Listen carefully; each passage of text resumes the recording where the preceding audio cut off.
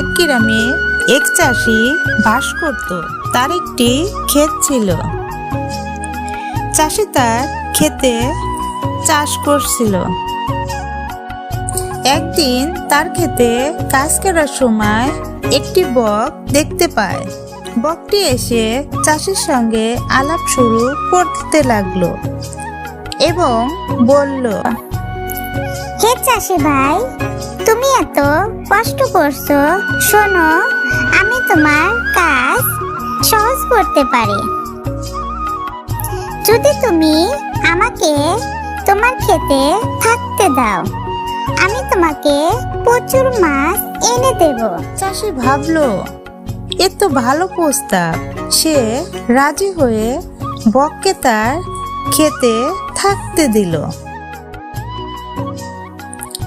বক প্রতিদিন সকালে যেত এবং মাছ এনে চাষির সামনে ফেলে দিত।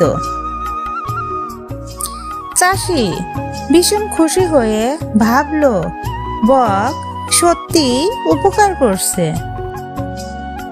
কিন্তু একদিন চাষি লক্ষ্য করলো তার ক্ষেতের অনেক ফসল নষ্ট হয়ে যাচ্ছে।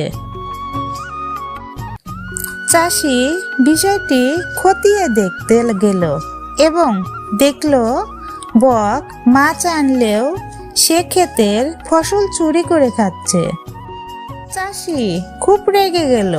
সে বককে বলল, তুমি আমার সঙ্গে প্রতারণা করেছো, এখন আমি তোমাকে শাস্তি দেব।